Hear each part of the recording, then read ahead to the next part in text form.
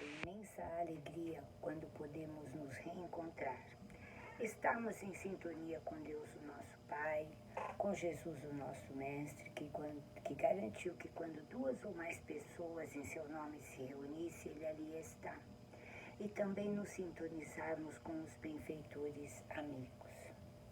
Efetuaremos a exposição do tema da tarde e, se alguém desejar, coloque um recipiente com água para que os benfeitores possam fluidificá-la, o que certamente trará bastante benefício terapêutico. Comecemos por agradecer a Deus esta oportunidade, esse Pai amoroso, Jesus nosso Mestre, cujo roteiro deixado, o Evangelho, norteia e facilita a nossa caminhada de uma forma mais resoluta, mais confiante e mais retilínea. E agradeçamos aos benfeitores espirituais que tanto investem em nossa evolução. Momentaneamente, nós estamos separados pelo distanciamento imposto por circunstância menos agradável, mas que certamente obedece aos desígnios de Deus. Mas estamos unidos em pensamento, em coração, e através desta abençoada tecnologia que nos permite esta aproximação virtual. Hoje falaremos com vocês sobre a desigualdade das riquezas, um tema que se encontra no capítulo 16 do Evangelho segundo o Espiritismo, Não se pode servir a Deus e a Mamon, item 8. Quando recebemos o Decálogo, o momento sublime em que a orientação divina chegava às criaturas, ele foi assinalado por momentos dramáticos. O texto bíblico nos conta que Moisés ficara 40 dias no Monte Sinai para receber estas determinações divinas. Enquanto isso, o povo hebreu, ainda inclinado à idolatria, à adoração de vários deuses, e com sérias dificuldades em suportar o afastamento do grande líder, começa a adorar o bezerro de ouro. Moisés retorna com os mandamentos, sendo que o quinto dele é jamais matarás, ou seja, jamais tirará a vida de alguém. E o que acontece? Em contradição a este mandamento, Moisés determina o extermínio de todos os infiéis à ideia do Deus único. A doutrina espírita vai além. Jamais devemos tirar a vida de alguém, ou mesmo a fé, ou a esperança, ou a alegria, ou qualquer outra aquisição do nosso próximo. Mas nos conscientizemos de que cada indivíduo deve tornar-se capaz de caminhar por si próprio, com plena consciência de tudo aquilo que pode ou que jamais deve fazer, mas de agir sempre em harmonia com as leis divinas, mesmo que as circunstâncias sejam desfavoráveis, como a que vivenciamos atualmente. Essa é a grande meta, que é a nossa evolução. É um processo educacional a que todos nós nos encontramos submetidos. O caminho é longo, é árido, muitas vezes bem difícil, como atestam tantas contradições e vicissitudes que têm assinalado a nossa trajetória, tanto a individual quanto a coletiva. Os princípios básicos, norteadores de um relacionamento mais fraterno, estão conosco há milênios, mas é bem lenta a nossa aprendizagem.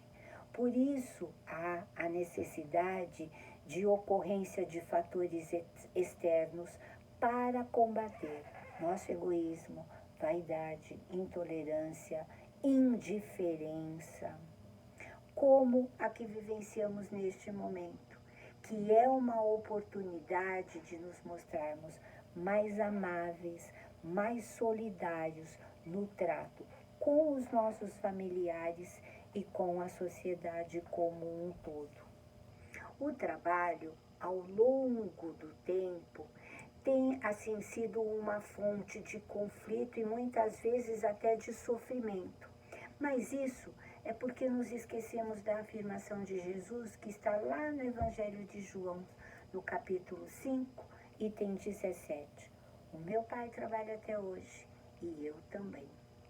A doutrina espírita nos traz valiosa conceituação, nos informando que a necessidade de trabalhar é uma lei divina, mas que vai muito além de apenas a atividade profissional. Ou seja, toda atividade útil nos proporciona dois tipos de ganho: ganhos materiais destinados ao nosso sustento e de todos aqueles que nós possamos auxiliar. E o segundo, aquisições espirituais definitivas, em termos de experiência, de capacidade e de desprendimento daquilo que é supérfluo. Antigamente, o homem era considerado por seus títulos de nobreza, desfrutava de atenção e de respeito, ainda que muitas vezes tivesse um comportamento irresponsável, com muitos vícios, mas ele possuía os brasões e a tradição da família. Hoje, isso deixou de ter um significado, mas o homem ainda é medido por sua posição social, que é sempre firmada no dinheiro e no poder, mesmo que muitas vezes isto seja obtido através de prejuízos sobre os direitos alheios, o que transforma a sociedade numa verdadeira selva, onde muitos desfrutam de algo que obteve de forma ilegal, onde triunfam os mais duros, espertos e inescrupulosos. Isto se deve ao orgulho, ao egoísmo, que geram a falsa impressão de que alguém é mais importante que o seu semelhante, seja por sua posição social, por sua cultura ou ainda pelos valores que ele tem retido no banco. Agora vejamos o lado prático. O médico, ele cuida da saúde da comunidade e é muito importante, tanto quanto o operário que produz os bens de consumo que garantem a vida dentro desta comunidade. O juiz, que cuida da justiça, ele tem o mesmo grau de importância do coletor de lixo. Como imaginar a nossa vida sem este trabalho? Agora, há mais de 3 meses, os fóruns estão fechados. Claro que algumas pessoas têm os seus processos atrasados ou algo assim que lhe traga prejuízo. Mas como nós imaginarmos a nossa vida sem os coletores de lixo? Lembremos, num relógio, todas as peças são importantes, já que a falta de qualquer uma delas prejudicará o seu funcionamento. Assim também é no agrupamento social. Nas diversas atividades humanas, o que difere é a remuneração e a boa ou má execução desta atividade. Emmanuel diz que entre fraldas e caçarolas nós evoluiremos, desde que façamos bem feito as nossas tarefas. Qualquer desvio em contrário a uma conduta mais reta que ainda nos cause sofrimentos, vamos encontrar sempre a causa na nossa ignorância e no nosso egoísmo, inclusive a desigualdade das riquezas. Dia virá em que o homem será considerado unicamente por seu empenho em honrar a atividade que escolheu, com valores, com dedicação, com honestidade, fazendo o melhor que pode em seu progresso próprio, no progresso e bem-estar de toda a comunidade. E o Evangelho nos garante que se a riqueza fosse um obstáculo absoluto à salvação para aqueles que a possuem, como os ignorantes possam deduzir de certas colocações de Jesus quando são interpretadas pela letra e não pelo sentido, Deus que a distribui jamais teria posto na mão de alguns um instrumento fatal de perdição. A riqueza é, sem dúvida, uma prova muito arriscada e mais perigosa que a miséria, em virtude das excitações e tentações que ela oferece e pela fascinação que exerce naqueles indivíduos menos nobres. Por isso a colocação de Jesus de que é mais fácil um camelo passar pelo buraco da agulha do que um rico entrar no reino dos céus. Camelo, uma corda grossa feita com estes pelos. Era mais difícil passar pela agulha do que um rico, aquele que se deixa levar pelo orgulho, pela vaidade, pelo egoísmo, pela vida sensual, aquele que explora o seu irmão menos favorecido. Se a riqueza é a fonte de muitos males, de maneira alguma é a causa, e sim nós, espíritos imperfeitos, que dela fazemos mau uso. Lembremos que o Evangelho, lá no capítulo 13, nos traz o relato de uma senhora de ar muito distinto, que se veste de uma forma muito simples, ainda que seus trajos sejam finos. Ela entra numa casa de aspecto miserável, onde certamente ela é conhecida, porque já na porta todos a recebem com alegria e respeito. Ali se encontra uma mãe de família rodeada de filhos e que passa por sérias dificuldades porque o seu companheiro se encontra hospitalizado. Aquela senhora, além de doces e consoladoras palavras, ela leva provisões, alimento, agasalho, cuidados para alguma enfermidade, para todas aquelas criaturas. Saindo dali, parte em sua carruagem até o hospital, onde ela vai tranquilizar aquele pai de família quanto ao atendimento com a sua família. O egoísmo, sim, é a grande chaga da humanidade. E ele, associado à avidez e ao emprego da força, são atuantes ainda como modeladores do relacionamento social para muitos indivíduos. E isto fez com que ocorresse a presença da riqueza e da pobreza, ou seja, alguns poucos com grande abundância de bens e outros muitos obrigados a viver com a falta do básico. Em janeiro de 2018, na revista Negócio, tem um artigo falando dos 5 bilionários brasileiros que tinham mais dinheiro do que metade da população mais pobre do nosso país. E há um relatório da Oxfam, também de 2018, que fala que 82% de toda a riqueza mundial gerada em 2017 ficou com 1% da população. E Deus permita que estes bens tenham sido obtidos de forma legal. Claro que muitos indivíduos que a possuem fazem muito bom uso dela.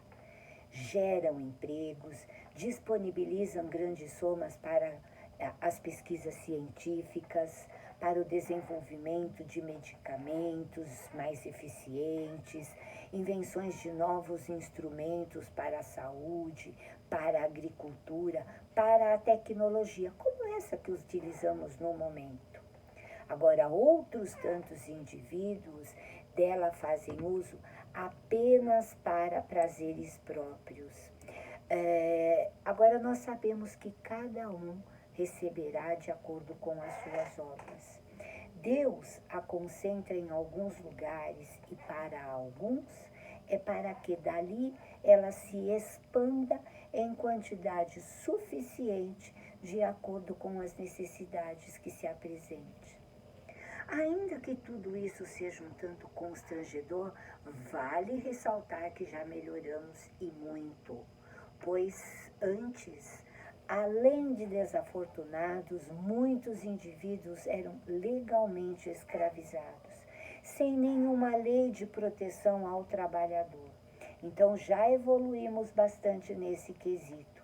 Agora, se hoje isto ocorre, ainda é de forma ilegal e com implicações em processos sérios e muitas vezes em prisões. Agora, ante quadro tão difícil, muitos pensadores lá do século XIX, quando já haviam sido formuladas a Declaração dos Direitos Humanos, eles achavam que esta situação da desigualdade somente poderia ser modificada com um ordenamento social no qual uma melhor distribuição das riquezas fosse estabelecida por meio de leis específicas impostas às comunidades, mesmo que à força.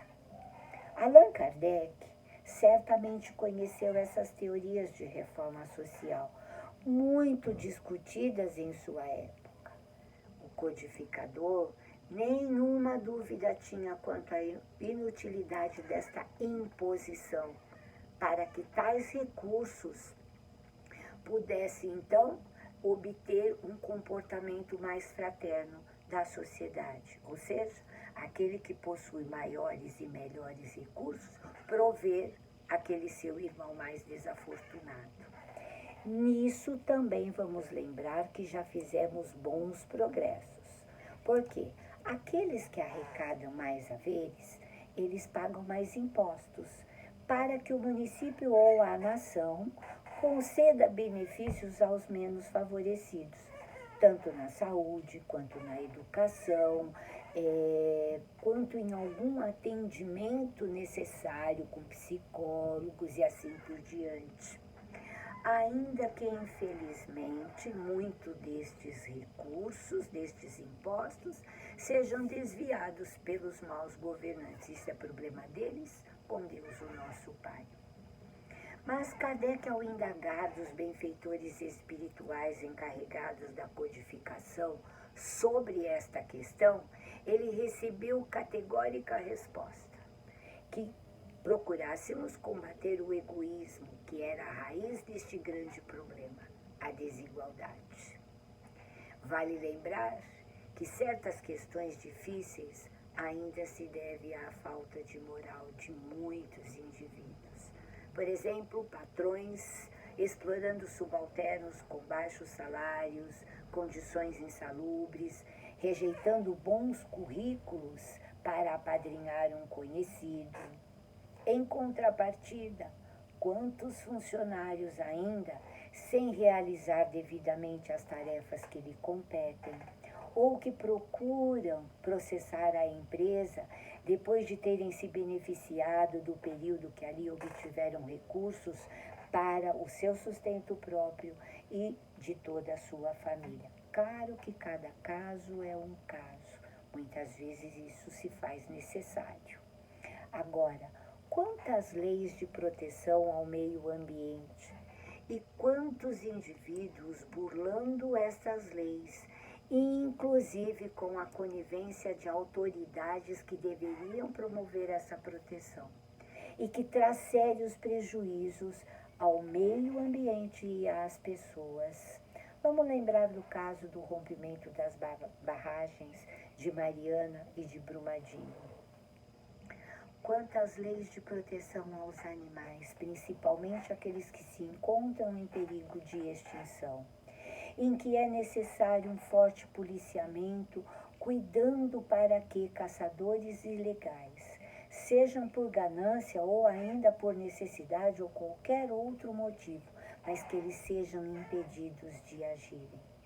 Os caçadores assim agem porque alguns indivíduos compram e lucram com estes produtos da caça ilegal, que é o caso dos elefantes abatidos, para que as pessoas possam ter alguns lindos enfeites de marfim. Quantos marginais se apossando dos bens alheios, porque existe a compra destes produtos por um preço mais baixo. Sem mercado para estes produtos, esta ação deixaria de existir.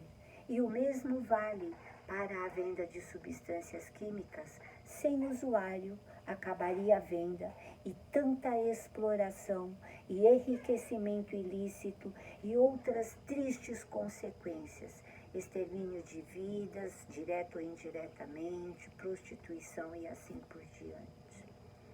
As religiões vêm em nosso socorro, pregando o amor ao próximo. E as legislações modernas visando sempre assegurarem os mesmos direitos. Já conseguimos atenuar bastante esse mal, mas sem revertê-lo totalmente. A desigualdade prossegue em nossos dias, evidenciando a lentidão com que nós assimilamos as noções básicas de fraternidade e de justiça, aquela baliza que Jesus nos deixou, fazer aos outros aquilo que nós queremos que os outros nos façam. Vale lembrar, no início da pandemia, a procura que se tinha por álcool gel, onde alguns comerciantes que tinham estoque aumentaram em muito o preço.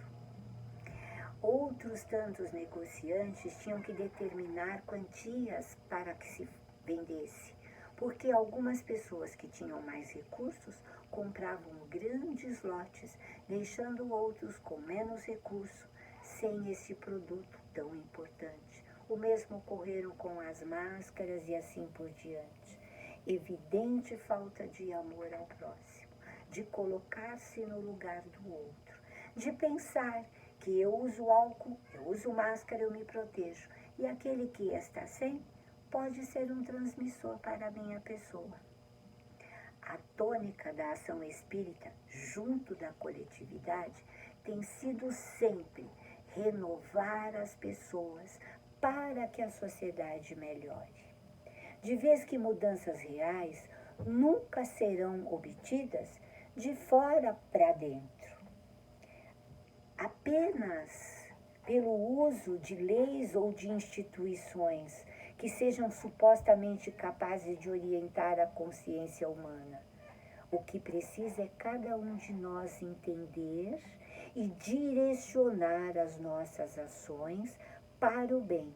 É preciso, então, uma renovação individual e coletiva. Vamos nos lembrar de uma narrativa comum na doutrina espírita, de que um jornalista recebeu a incumbência de que ele deveria escrever um artigo de como melhorar o mundo. E ele começa a pensar, mas ali na redação, com o burburinho todo, estava difícil a concentração, ele resolve ir para casa.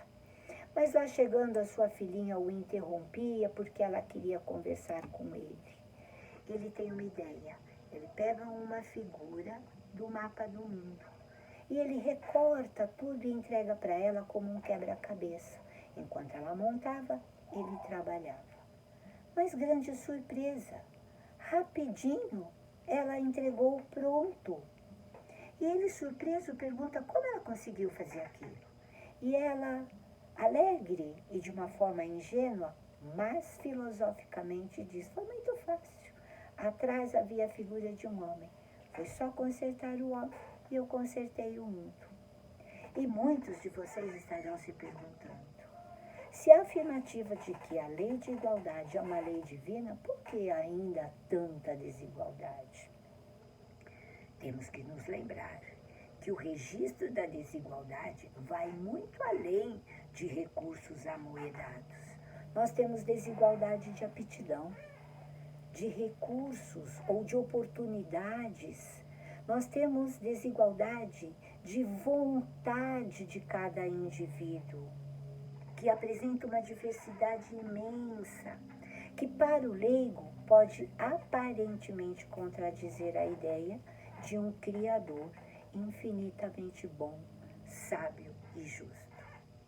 Entretanto, os conceitos de reencarnação, de progresso, de causa e efeito, nos trazem esclarecimentos e consolações em nossa existência, que é onde nós sentimos a presença e percebemos os atributos do nosso Pai maior, assim como percebemos a liberdade de ação que cada um de nós tem.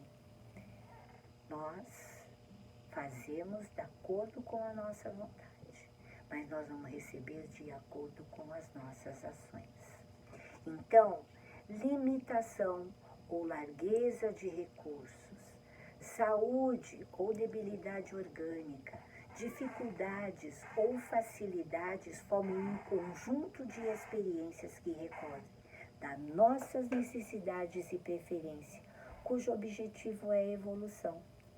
Vamos lembrar que as situações difíceis passam, assim como as agradáveis. Emmanuel garantiu isso para o Chico.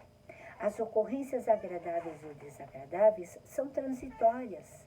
Elas se alteram com o tempo, mas são sempre oportunidades de crescimento moral e espiritual, quando bem suportadas. Vamos lembrar que o sol brilha para todos, mas alguns aproveitam melhor. A extensão e as características de nossa trajetória, até a total integração com o bem, são variáveis e individuais. Por quê? Porque temos o livre-arbítrio.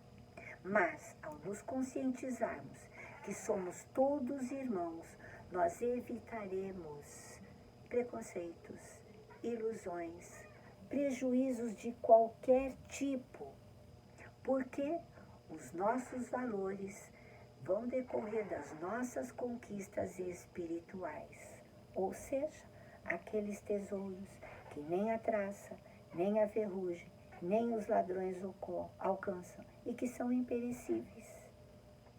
É aquisição nossa e é imperioso adquirirmos a educação moral, que é aquela arte de formar bons cidadãos, com bom caráter, aquela que cria hábitos saudáveis, pois a educação é um conjunto de hábitos bons adquiridos, sendo que o maior e melhor é o hábito de fazer o bem a todos, ao nosso próximo mais próximo e ao nosso próximo mais distante, lembrando que somos todos filhos de um mesmo Pai e que nos criou a todos da mesma forma para que todos nós sejamos felizes e um dia alcancemos a perfeição relativa, porque absoluta, apenas de Deus, o nosso Pai.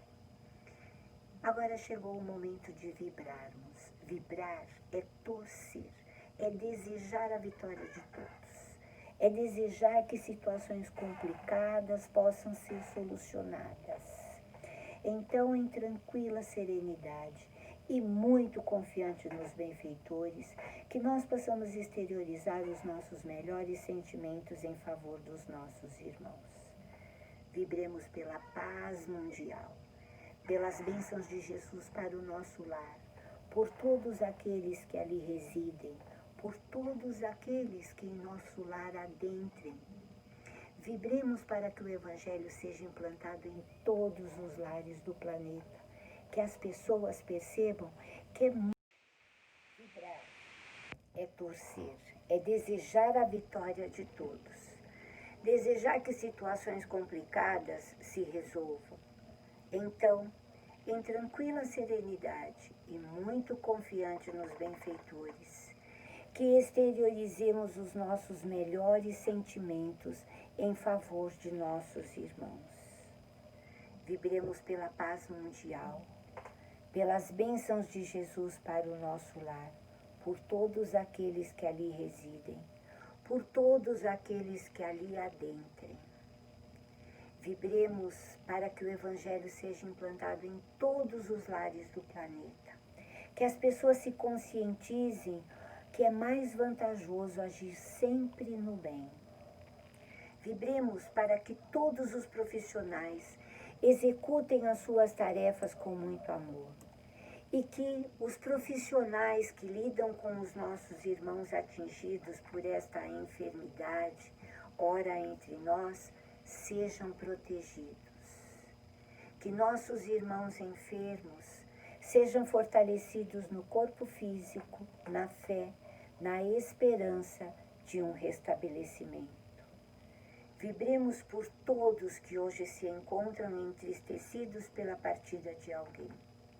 Que sejam amparados, tanto aqueles que deixaram o mundo físico, quanto os familiares que aqui permanecem.